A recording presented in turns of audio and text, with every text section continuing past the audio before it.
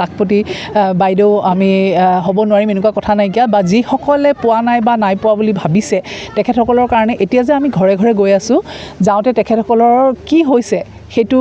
আমি গোটেইখিনি আমি নোট কৰি আনিম তাৰমানে আনাৰ পিছতে আমি পৰৱৰ্তী সময়ত আমাৰ চৰকাৰৰ লগত আমাৰ MP দাম মহোদয়ৰ লগত আমি কথা পাতি পেলাই যদি যোগ্য হয় তেখেতসকলক আমি সেই আঁচনিসমূহ দিয়াৰ ব্যৱস্থা কৰিম আৰু তেওঁলোকক আমি আৰ্থিকভাৱে সবল কৰা আৰু ঘৰখন লগতে সমাজখন সবল কৰাৰ ক্ষেত্ৰত আমি সহায় কৰিম তেখেতসকলক চাওক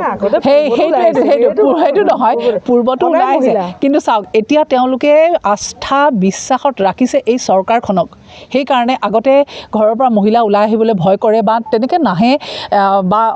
উন্নয়নো তেনেকৈ হোৱা নাছিলে বাট পথৰ কথাও আছিলে অলপ ভিতৰৰ অঞ্চল বা কোনোবা জেগালৈ যাবলৈ হ'লে ঘূৰি আহোঁতে অলপ সময় লয় এতিয়াতো আপোনালোকে দেখিছে চাৰিওফালে উন্নয়ন গতিকে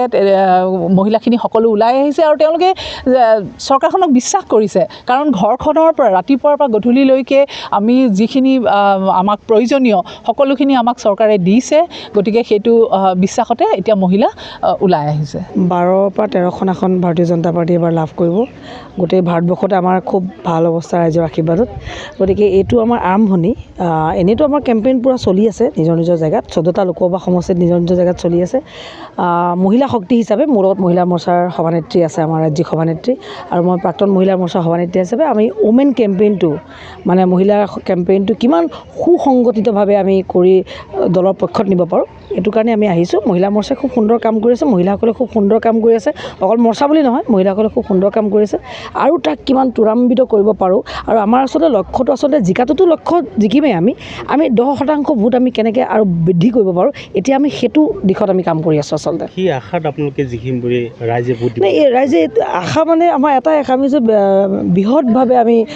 ৰাইজৰ হকে আমি কাম কৰিছোঁ কাৰণ ডাবল ইঞ্জিন চৰকাৰে নৰেন্দ্ৰ মোদী ডাঙৰীয়াৰ নেতৃত্বত ইয়াত হিমন্ত বিশ্ব শৰ্মা ডাঙৰীয়া মাননীয় মুখ্যমন্ত্ৰীৰ নেতৃত্বত যি বিকাশৰ যি আলোড়ন হৈছে গোটেই অসমত বা গোটেই ভাৰতবৰ্ষত গতিকে সেইটোৱে আমাৰ আধাৰ গতিকে ৰাইজে আমাক ভাল পায় ৰাইজে আমাক আশীৰ্বাদ দিব গতিকে আমি 14খন আসনৰ ভিতৰত আমি নিশ্চিতভাৱে 12-13খন আসন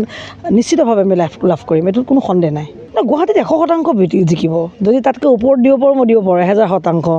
গতিকে তেওঁ বিজুলী কলিতা মেধি তেওঁ সৌভাগ্যক্ৰমে মহিলা মৰ্চাৰ প্ৰাক্তন সভানেত্ৰী আছিল আমাৰ খুব ভাল লাগিছে এগৰাকী মহিলাক মানে এগৰাকী কাৰ্যকৰ্তা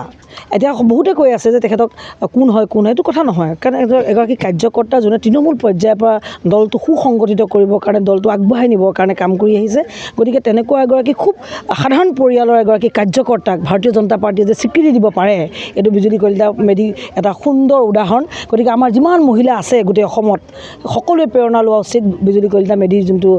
প্ৰাৰ্থিত্ব তাৰ পৰা সকলোৱে মানে প্ৰত্যেকগৰাকী এদিন প্ৰাৰ্থী হ'ব পাৰে যদি বিজুলী কলিতা মেধিক যিহেতু দলে আগবঢ়াই দিছে গতিকে আমি খুব আশাবাদী খুব সুখী আমি তেখেতৰ কাৰণে আৰু 18 তাৰিখে তেওঁ নমিনেশ্যন দিব তাৰপিছত আমি প্ৰত্যেকগৰাকী মহিলাই যেনেকৈ পাৰে তেখেতৰ হৈ আমি কাম কৰিম ইতিমধ্যে কাম চলি আছে গতিকে আমি যদি আপুনি শতাংশ হিচাপে সোধে মইতো ক'ম যে 1000%ৰ ওপৰত তেওঁ নিশ্চিতভাৱে জয়লাভ কৰিব প্ৰধান বৰুৱাৰ পৰা প্ৰধান দা আগতেও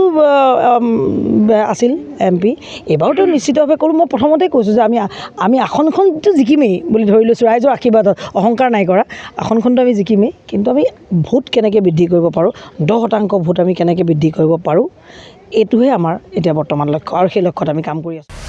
প্ৰতিটো ৰাজনৈতিক দলে বজাইছে নিৰ্বাচনী ৰণদংকা বিজেপিৰ নিৰ্বাচনী ইস্তাহাৰত জনতাৰ বাবে আছে কি কংগ্ৰেছ আৰু বিৰোধীয়ে জনতাক দিছে কি প্ৰতিশ্ৰুতি AIUDF ফেক্টৰ হ'ব নেকি এইবাৰৰ নিৰ্বাচনত প্ৰতিটো দলৰ প্ৰতিনিধিয়ে জনতাক ক'ব তেওঁলোকৰ প্ৰতিশ্ৰুতিৰ কথা ষ্টাৰ চিমেণ্ট 24ত চৰকাৰ কাৰ পাৱাৰ্ড বাই ডাটা মিছন